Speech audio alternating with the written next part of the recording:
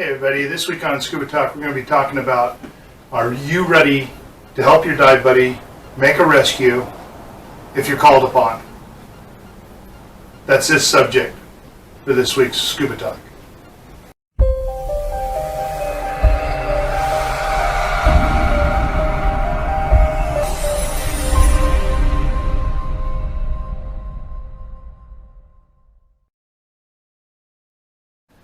Hey everybody, what we're going to talk about is, are you ready in case a rescue comes your way?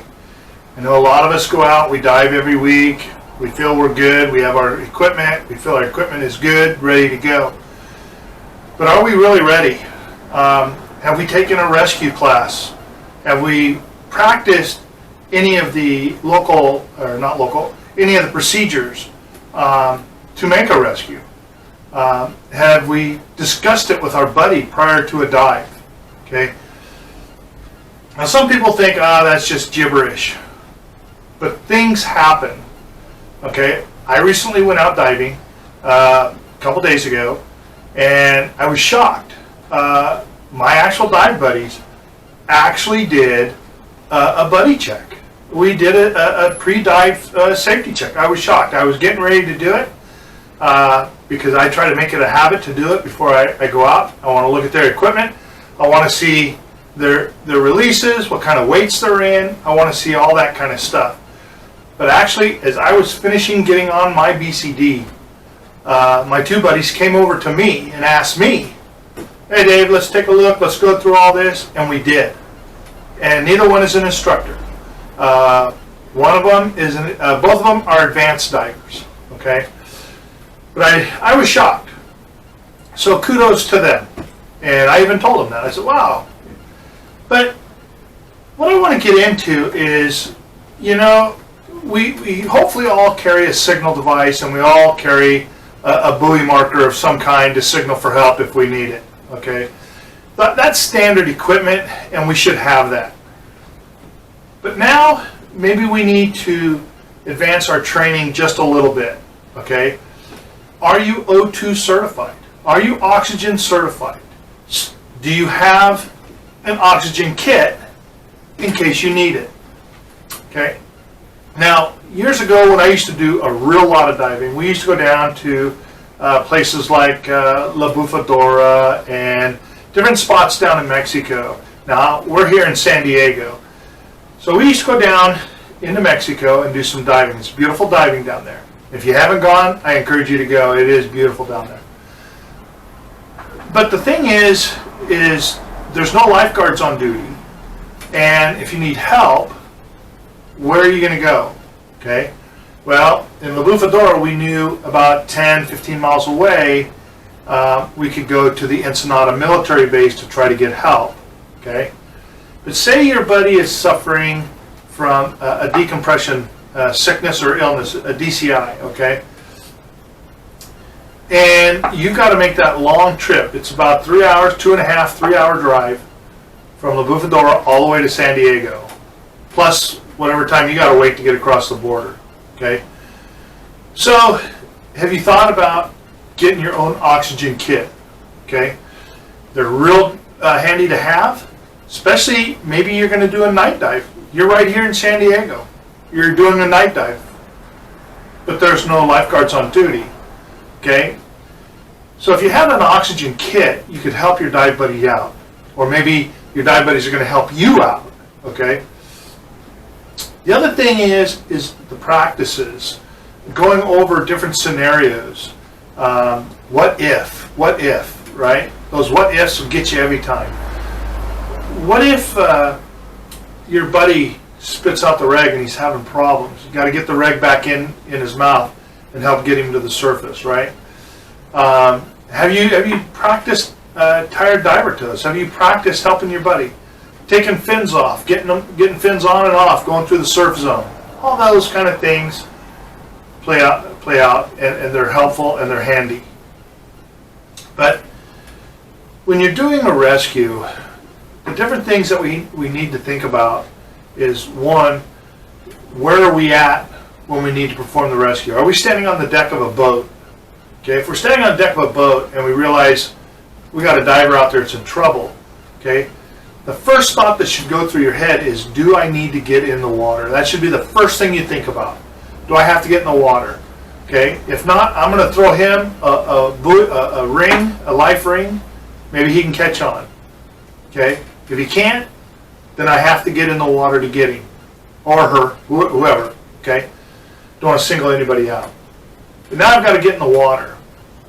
Okay, have I practiced lately approaching a diver who's panicked? Okay, those are things we need to think about. Things that should always be on our mind. You may have dove with Timmy for 1,000 dives, never had a problem. It's that one dive that Timmy's going to need you. Timmy panicked down there, you came to the surface, right? And if you haven't thought about it, practiced it, you can put yourself in real jeopardy as well. Okay, so these are things that every diver, I don't care how long you've been diving, I don't care what certification level you have, those are things you need to do. And if you're a new diver or a diver that hasn't taken any form of a rescue class, it doesn't matter what association you're with. If you're SSI, NAUI, PADI, it doesn't matter, okay? You need to take some sort of a class and get the learning from people that have been taught, okay, and that could possibly help you somewhere down the road, okay? Mistakes are happening because people don't know and they don't think, okay? I heard a real bad story that happened about 4 or 5 years ago, and it's real sad. I'm not going to repeat the story here, but it was sad, and it was all because a person didn't know what to do. Okay, so I'm not going to tell you to run out and buy a $600, $700 oxygen kit. Okay, you can actually build a kit on your own, but you must take an oxygen class, whether you take it through PADI, NAUI, or whoever, and you got to get certified. Okay, that way you can go and you can have your cylinders filled, okay, with oxygen. So as if you had to use them, okay, they can refill it. Okay. That's just one aspect. Your CPR. Have you learned an in-water rescue? Obviously, in-water rescues are a big deal because that's where we're at. We're in the water. Okay. You surface your buddy or you're rescuing somebody and they're not breathing. Got them to the surface. What are you going to do now? Okay. You need to learn how to take their gear off of them while you're performing rescue breaths. It's not as easy as it looks. It takes practice. Okay, to stay on time with the rescue breaths. Okay, that's an important key to keep going, and then make determinations. How far away am I from the boat? How far away am I from the shore? Okay, if the lifeguards are on duty, can they see us? Are we on a shore dive? Can they see us? Yeah. I'm going to start waving for help as I'm continuing rescue dives. Okay, it's a night dive. There's nobody around to help us. I have to get my dive buddy out of the water. Now I've got to make a decision. How far am I going to keep doing rescue breaths and try to tow my buddy, or am I just going to flat out try to tow my buddy, get my buddy up on dry sand, and start getting help, right? Get to my cell phone, get whatever I need to get my buddy help. These are all things that are important to learn, things that your rescue class can teach you. Most likely you'll start out in a pool session. Okay, that's how I teach my rescue class. We do a pool session and we go over all the different scenarios, not all that could happen, but the most common ones, okay, and determinations to help get your mind thinking in, if this happens, that happens, how am I going to handle it, okay? And those are things we need to do, we need to learn. So I encourage you this week to look in at your local dive shop. Okay, if you're in the San Diego area, you can always email me at scubadave at gmail, scubadave94 at gmail.com. And I'd be more than happy to teach you rescue class. I'll be more than happy to teach you O2, CPR, any other class that you feel you need. I would be more than happy to teach you. But if you're not in the San Diego area, or if you have your own local dive shop that you want to go to, you have your own favorite instructors, I encourage you to get a hold of your instructors and say, teach me. Like I said, you may have dove for 10 years, and you've gotten lucky that nothing's happened. But if something should happen, you want to be ready. Okay, I encourage the O2 class. The class itself is not very expensive. The certification is not that expensive. I teach through DAN, which is Divers Alert Network. Okay, and so we kind of keep our costs down, or I keep my costs down. But I think it's worth it. The O2 class, not only can it benefit you in the diving world, but just in regular life situations. Okay, you happen to have your first aid and you just happen to have an O2 kit with you, or you're at work, maybe your work has an O2 kit and you need it. And if you're not trained to set it up and put it on somebody and know how to prime different things and turn the bottle on and open the regulator depending on which port you're using, or are you going to use a demand valve, or are you going to use a non-rebreather bag? So learning these classes can teach you a lot more than just